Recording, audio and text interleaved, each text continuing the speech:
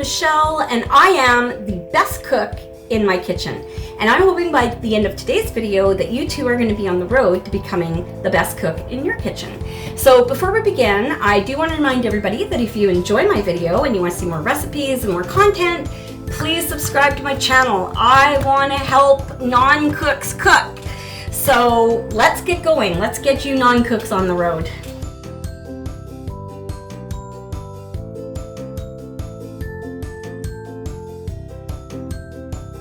So what I've got here is a nice array of ingredients that I use for this recipe that I'm going to talk to you about. It is a spicy chicken and bacon pasta. It's very light, very flavorful, easy, and versatile.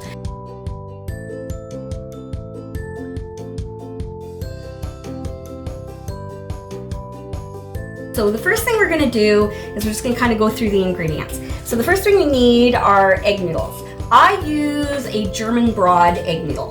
It's quite skinny, it's really light, which means it handles the sauce really nice. It's going to be a butter sauce, so anything too heavy can sometimes just overpower the dish. So that's why I really like this. So right now I've got some water going on the boil. We're going to get those noodles going. I like them to be cooked for about 8 to 10 minutes, which will give you kind of an al dente texture to your noodles, which means it's got a little bit of a chew, but not like a chew.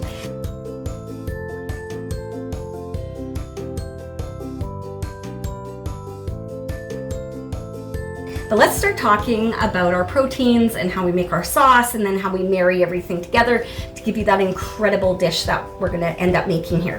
So what I like to do is do about 2 to 3 strips of bacon, generally 2, but tonight I had 3 strips of bacon in my freezer, so that's what we're having. And what I did was I pre-diced it when it was cool. I like doing that because it's just one last step I have to do. Everything's ready to go and I can just kind of combine it all. So I put my bacon into the frying pan like that.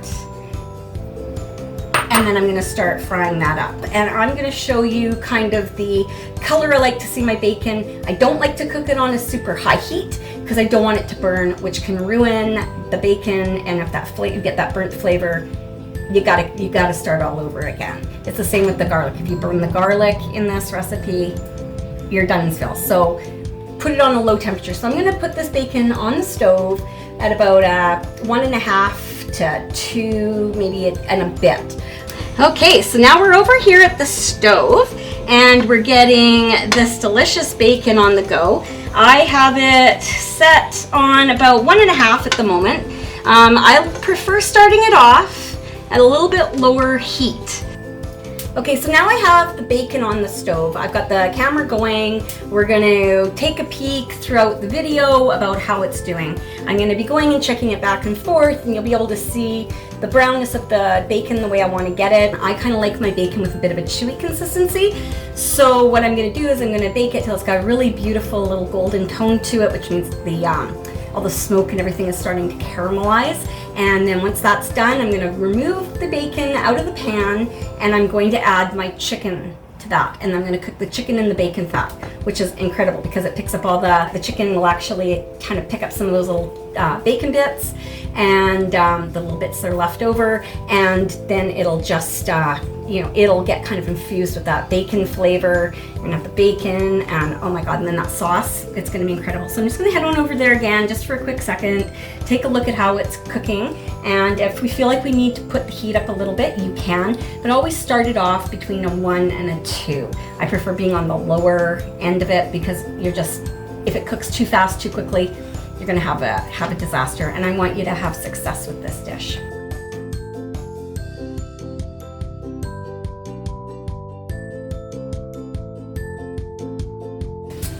So I pulled a noodle out of the water, but I kind of have a good idea this is done. You see how it wiggles?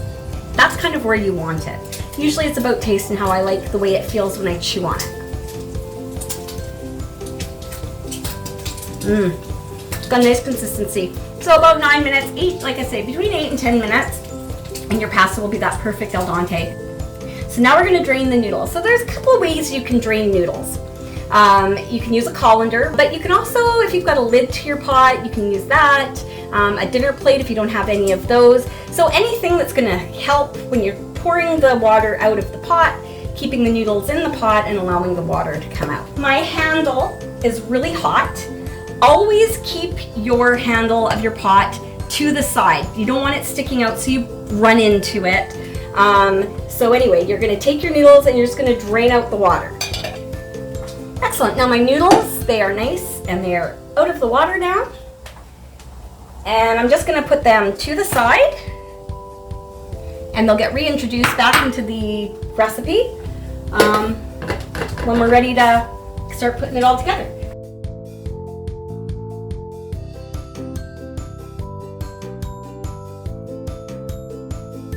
So we're back over at the bacon. It looks looking really good. Need to cook it for a little bit more. So, you know, probably bacon takes, you know, again, maybe that 8 to 10 minute window if you keep it on a nice low heat. Because yeah, you just don't want to ruin your bacon. It would really be bacon abuse if you burnt your bacon. So let's hope that doesn't happen. So I've turned it back down. I had it up towards a 3. It was starting to cook really fast. So I've actually just lowered it back down to, what do I have it at? I have it down to a 2. Let's go back over. I'm gonna check that bacon again. Let's see how it's doing.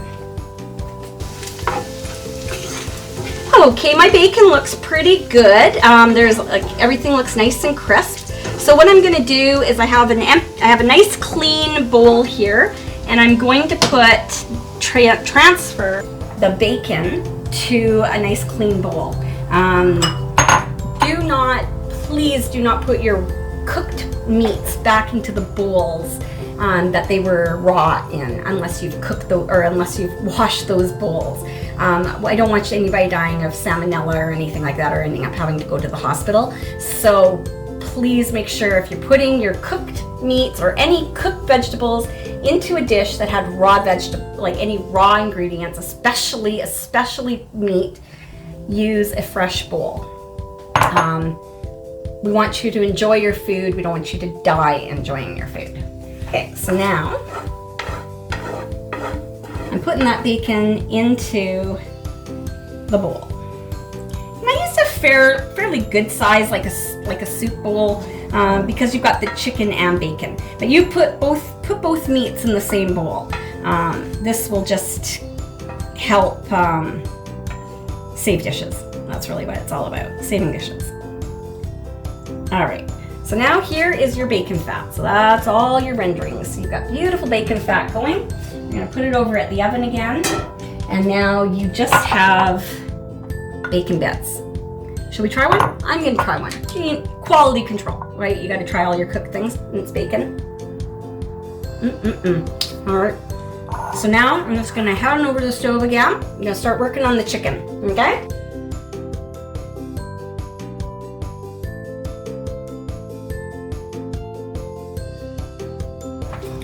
Okay, so now the bacon is in the bowl, the renderings are sitting on the stove, we're adding the chicken to it, and I'm going to show you kind of how I like to cook it. You just want it to be nice and white, you want to make sure that it's cooked through.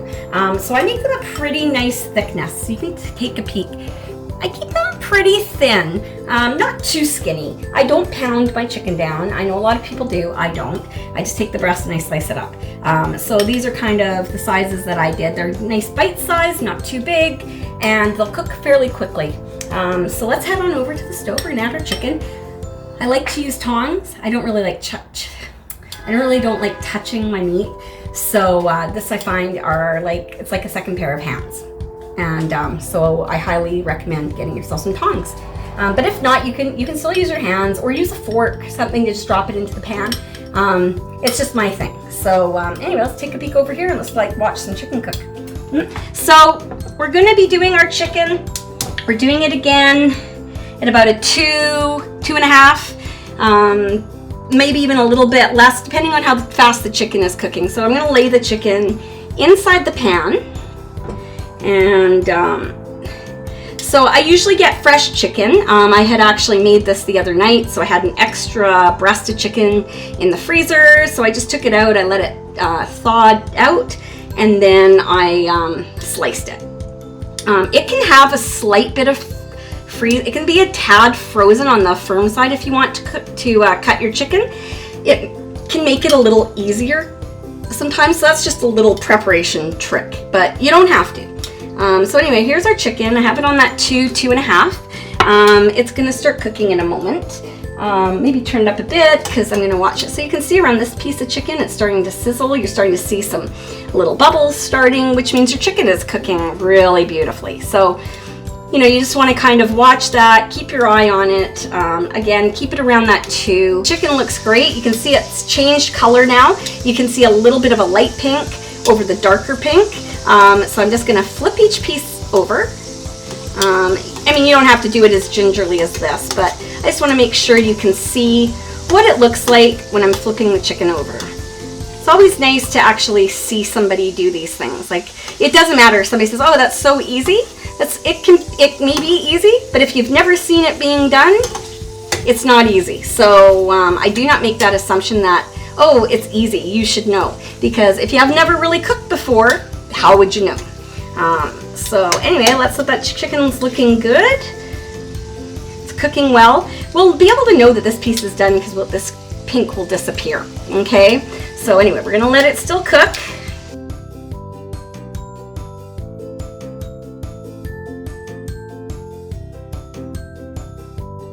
Then the next thing we're gonna do with that sauce, once that chicken and that the bacon's out, but once the chicken is removed, we're gonna add that butter, then we're gonna add the garlic. I do about 3 cloves of garlic for myself. I love garlic, so I use a lot of it. Use what you're comfortable with. Some people only like a light bit of garlic. If you want lots of garlic, then for 1 serving, 3 cloves of garlic. Here's just a little bit less than 3 cloves because I was running out of garlic, but it's still gonna make it really good. Then I also add, the next thing I add is red chili flakes. So you'll see them there. I add a couple of pinches of those. I don't like it too spicy, but I like a kick. So I find 2 pinches with my little fingers is sufficient. But you put in whatever you want. If you don't want red chili flakes, you don't want spice, eliminate it, okay? You want to enjoy the meal. I don't want it where you think, ugh, I don't like spice. Why did I put spice in it? So don't put spice. And you can always like start with a little bit, and then, you know, as you get more comfortable with the dish, then maybe the next time you make it, you add a little bit more. So, you know, don't beat yourself up on the first try when you're doing this thing, because if you're not a cook, it is a new world. Okay, so let's go over and check the chicken again.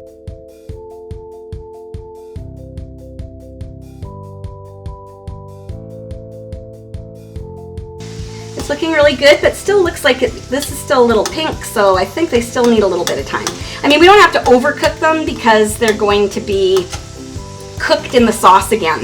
So, yeah, we don't want to do that.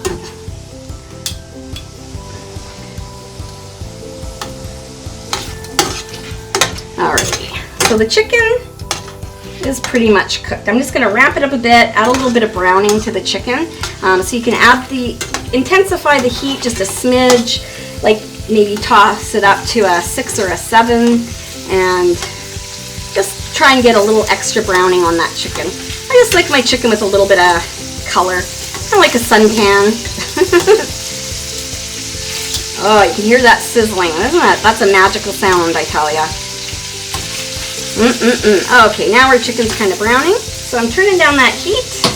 We're going to remove the chicken from the pan. Now the chicken's ready. So you can see we've got this nice white chicken that I only cooked it for like, I don't know, maybe like five minutes or something, 5 or 6 minutes. We don't need to cook it too long because it is going to go back into the pasta at the end when we're cooking it with the sauce. So it will be heated back up. So and it's going to sit here and rest anyway. So it'll do some more little bits of cooking anywho. So that's what resting means, okay? So when you cook meat, you want to take it off the heat, and before you serve it, you let it sit for a few minutes just so that it finishes cooking. Because meat actually doesn't stop cooking when you just take it off the heat. It's still hot. So yeah, it's kind of weird. But if you knew that, Sorry that I just plugged your brain with more of that same information.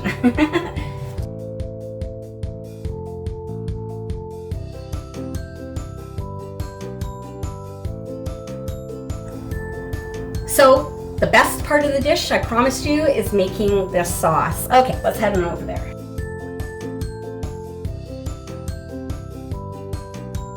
Okay, now you've got that beautiful butter mixing in with the renderings.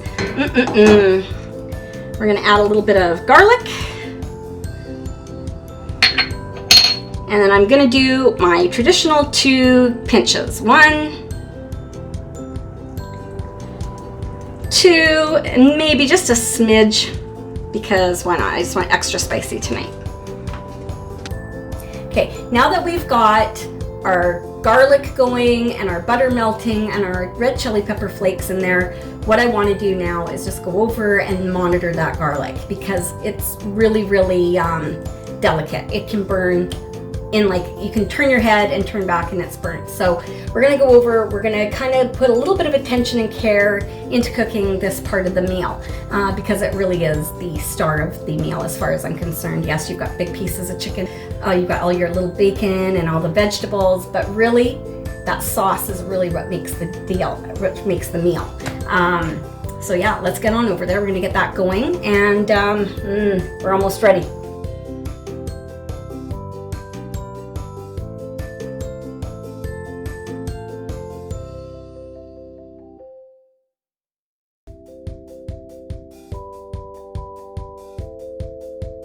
All right, the garlic is done, the butter has done its duty of getting it browned, and those red pepper chili flakes are sitting in waiting to attack your taste buds, because they're gonna have that little bit of heat after. Again, it depends on how many of the red chili flakes that you've used. So the next part of this recipe is the mushrooms. They are full of liquids and flavor.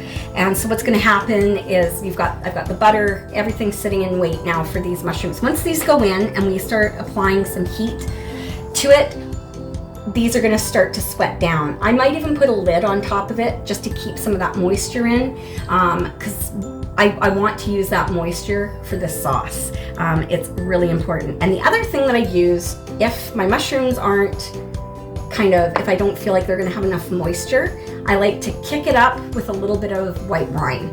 So any white wine will do, any white wine. And go for cheap. Do not go for the most expensive, unless you've got the budget.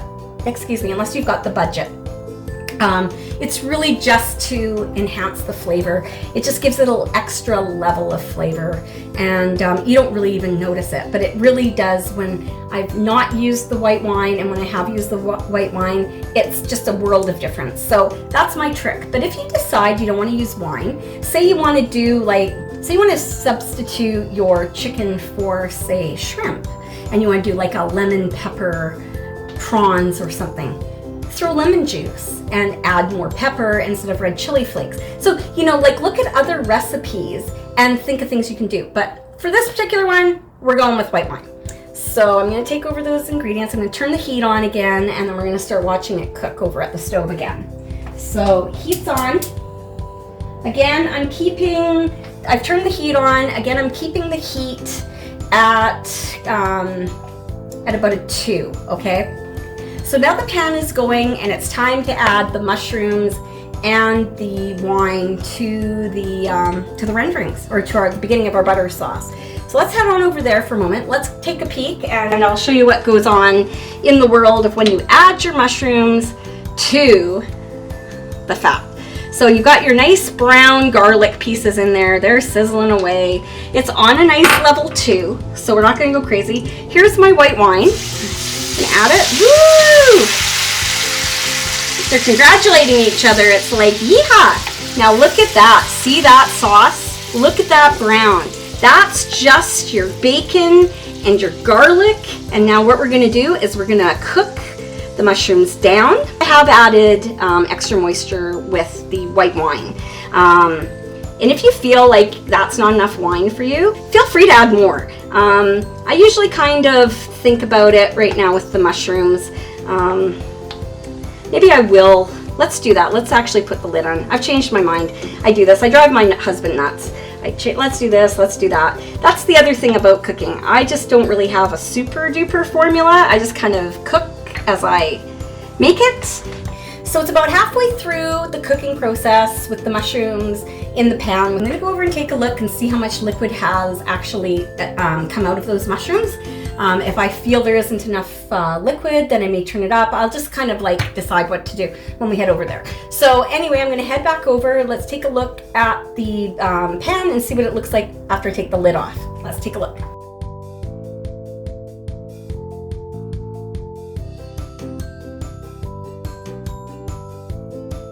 So now that we've looked at our mushrooms, we can see that they're starting to shrink down. That means like the liquid is starting to come out. And now the mushrooms, now that that liquid's going out, other liquid is gonna go in, and that's gonna have the flavors in it. So your mushrooms are gonna be incredible. Give it a few more minutes, and then we're gonna head back on over there and see how those mushrooms are looking. And again, if I feel like if there's enough liquid out and it's a little too, say the liquid is a little too watery, then we're just gonna kind of cook it off a little bit by kind of increasing the heat. But let's wait a few minutes and then see what we're gonna do. We're gonna head back on over to the stove now and see how the mushrooms and everything are looking. And then I'll kind of describe it once we're over there if we're ready to start continuing on with the actual rest of the meal.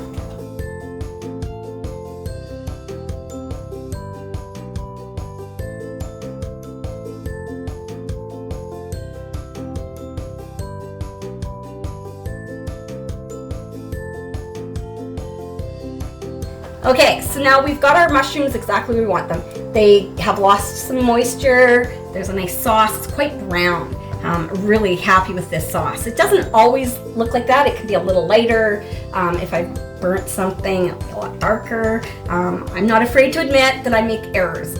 So please don't beat yourself up. If you make this the first time and you're like, oh God, what did I do? Think about what you did and see if you can improve on it. Maybe it was the type of pasta. Maybe you used a different pasta and you thought, oh, that was really heavy. I implore you to try this recipe first, then make changes, because then you'll know how it's supposed to kind of taste. So if you follow this video, you'll be good. So what we use now is the asparagus. Oh, with the mushrooms, I can't remember if I told you, 4 mushrooms. That's it, 4 mushrooms, and I slice them so that you get like 6 pieces out of it. Sorry, I forgot to do that. Apologies. Now on to the asparagus. What I did was I cut them. You can leave the stalks on a lot longer if you want. I really did them this short so that they would fit this dish.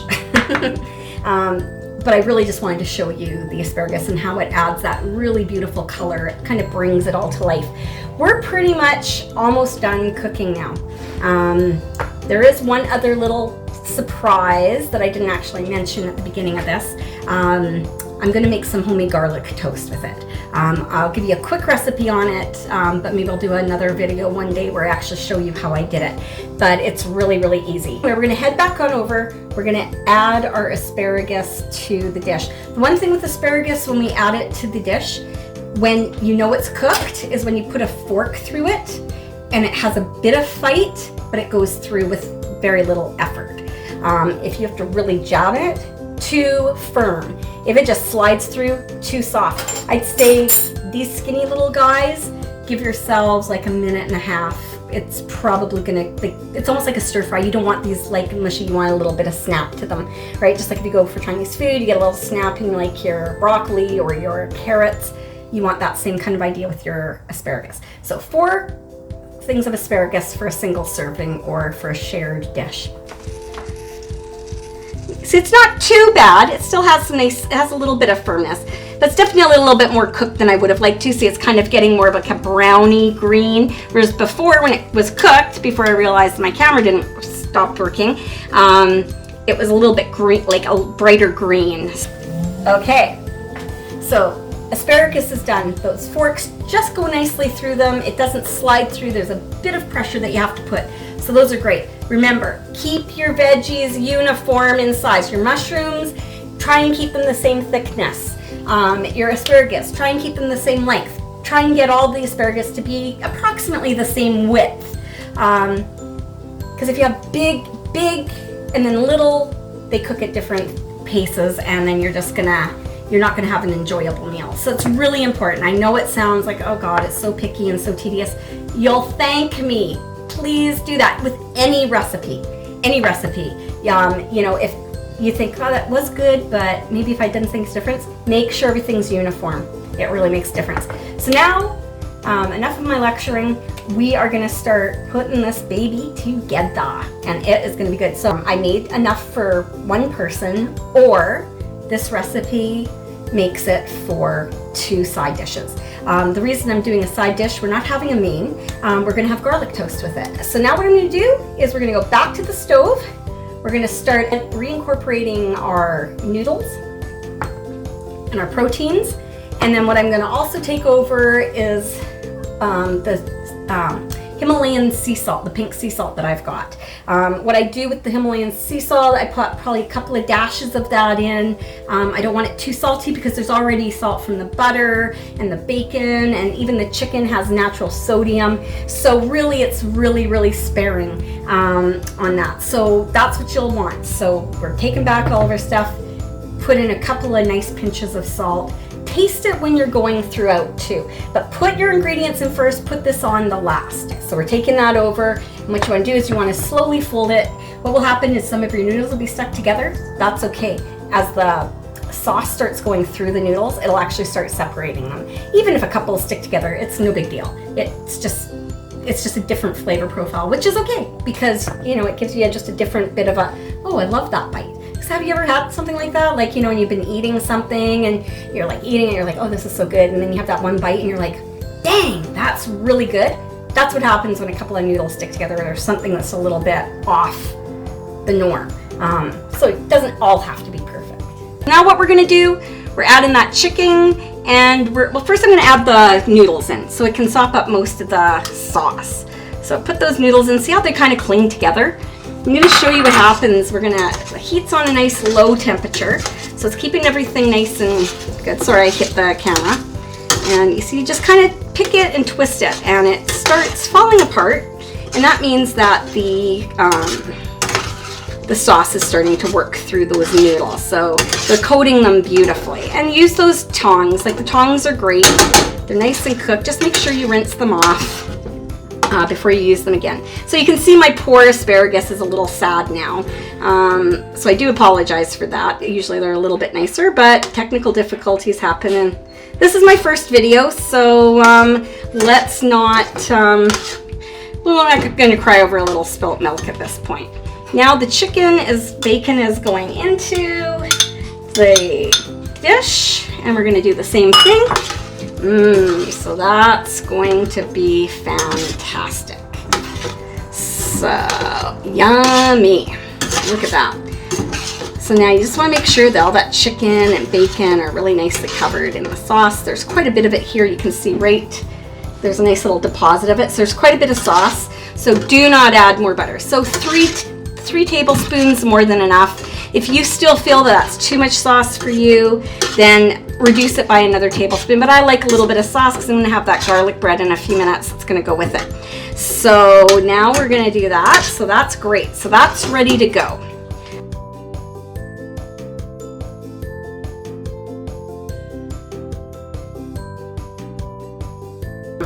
I have the bread on my grill right now for the garlic bread cooking.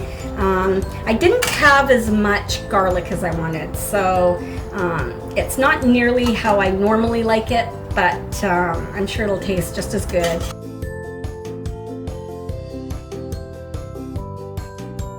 So now what I noticed on my dish, there's a little bit of a splooch. I don't want that splooch. You know, when you get something from a restaurant, you never want to see a splooch. Well, I don't want to see a splooch at home, so I just kind of clean it up. This looks really nice. That's for me.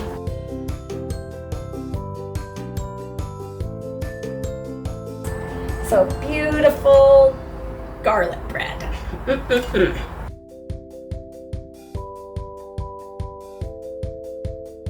So now it's time to garnish it. What I like to garnish my pasta with, besides the garlic bread, is a little bit of shredded cheese. I have a 3 cheese. It's white cheddar, Parmesan, and Asiago. I just get it at the store. It comes in a little container, so I love that. So what I do is I put it over my nice hot pasta, and I just kind of sprinkle it so it looks really pretty and it looks like it's, you know, nicely put, but still kind of, you know, renegade. It's not perfect, right? So you just kind of sprinkle that all over. I'm doing a lot of cheese tonight. You can do as much as you want. I just kind of thought, why not? Extra cheese. Plus I had made it enough for 2 people, so now I'm having 2 persons amount. And I just put a little bit of black pepper on top. Just adds, I don't know, it just adds a little bit of extra pop. And then what we're going, that's our beautiful dish. Looks really nice, good to eat. Again, I wish my asparagus had been nicer. And then I also like to cut it in a bit of an angle so it doesn't look quite so homemade. And then you just place your bread like so. And there you go. There's your spicy chicken and bacon pasta with a side of garlic toast. And because that shows you what one serving makes, that is a lot of pasta. So you will be able to eat for at least 2 days on this if you're one person, but it's a really great share plate as well. So now I'm going to try it out. I'm going to see if everything I've been raving about this dish is going to be correct. And you know what I didn't do? I didn't add the salt. So let's see how this tastes. I totally forgot. Hey, that happens too. Don't beat yourself up. Sometimes you forget you forget an ingredient. But there is a lot of salt in here just naturally, so I don't think I really need it. And if I really need it, I can put a little dash on after the fact. So let's try this out.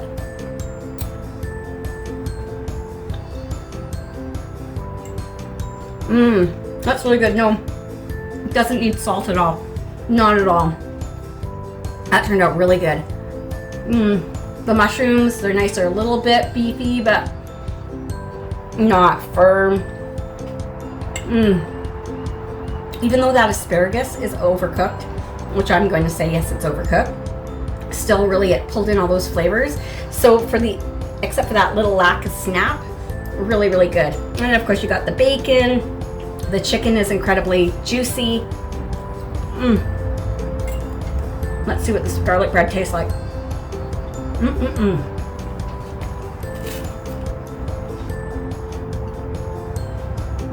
Oh yeah.